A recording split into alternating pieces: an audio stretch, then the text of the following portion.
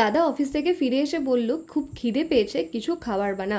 তো আমিও চলে আসলাম রান্নাঘরে দাদার জন্য সন্ধ্যার টিফিন বানাতে। তবে শুধু দাদার জন্য বানাবো না, আমাদের তিনজনের জন্যই বানাবো। বাড়িতে চাউমিন ছিল আর ম্যাগি ছিল।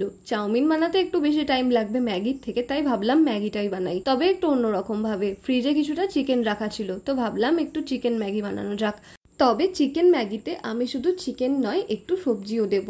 আর সবজি হিসেবে আমি এখানে শুধু গাজর আর ক্যাপসিকাম ব্যবহার করছি, কারণ এছাড়া আমার কাছে আর কোনো সবজি ছিল না। তো আমি এখানে প্রথমে অল্প পরিমাণে গাজর নিয়েছিলাম, তারপরে আরো একটুখানি গাজর নিলাম, দেখলাম একদমই কম হয়ে যাচ্ছে। গাজরটাকে আমি একদম সরু সরু করে কেটে নিলাম। আর এবারে হচ্ছে আমি ক্যাপসিকামটা কেটে নেব।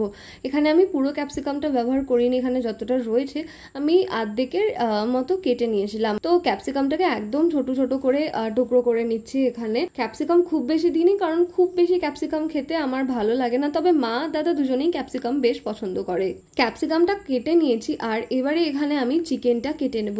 আমার কাছে বাড়িতে এই দুটুকরোই চিকেন ছিল, আমি বাঁচিয়ে রেখেছিলাম কিছু একটা খাবার বানানোর জন্য, তো এটা ম্যাগি বানাতে কাজে লেগে গেল। আর চিকেনটা কেটে নিয়ে এখানে আমি একটু রসুন গ্রেট করে দিয়ে দিচ্ছি, আদা দিইনি। আর আমি রসুনের চোখলাটা যাতে ইজিলি ওর মধ্যে থেকে বেরিয়ে আসে তার জন্য একটা ট্রিক ইউজ করেছিলাম, এটা আমি আমার মাকে করতে দেখি। তো রসুনটাকে একটুখানি গরম জলে 2-3 মিনিটের জন্য দিয়ে রেখেছিলাম, তাতে দেখলাম ইজিলি চোখলাগুলো বেরিয়ে এলো নিজে থেকেই, জাস্ট একটু টান মারলে। তো আমি প্রথমে এখানে চিকেনটাকে একটু ফ্রাই করে নিচ্ছি। চিকেনটা হালকা ভাজা হয়ে আসলে আমি ওর মধ্যে কেটে রাখা ক্যাপসিকামগুলো দিয়ে ভেজে নিলাম। চিকেন আর ক্যাপসিকামটা ভাজা হয়ে গেলে আমি ওই ফ্রাইং প্যানের মধ্যে একটু জল দিয়ে ম্যাগিটা সেদ্ধর জন্য গরম বসিয়ে দিয়েছিলাম। তো জলটা গরম হয়ে আসলে ওর মধ্যে আমি গাজরটা প্রথমে সেদ্ধ করতে দিয়ে দিয়েছিলাম, তারপর যখন জলটা ফুটে আসলো তখন ওর মধ্যে আমি ম্যাগি দিয়ে দিয়েছিলাম।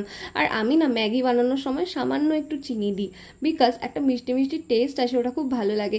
আগে আমি খেয়াল করেছিলাম ম্যাগির মশলায় না চিনি দেওয়া থাকতো, বাট এখন থাকে না, তার জন্য মেবি টেস্টটা আর আসে না, তো আমি আলাদা করে চিনি ব্যবহার করি। তো ম্যাগির মশলা আমি এখানে 3টে ম্যাগির জন্য 2টো পাতা ব্যবহার করেছি। আর তারপর সবকিছু দিয়ে একসাথে মিক্স করে নিলাম, জলটা টানিয়ে নিলাম, তাহলেই রেডি চিকেন ম্যাগি।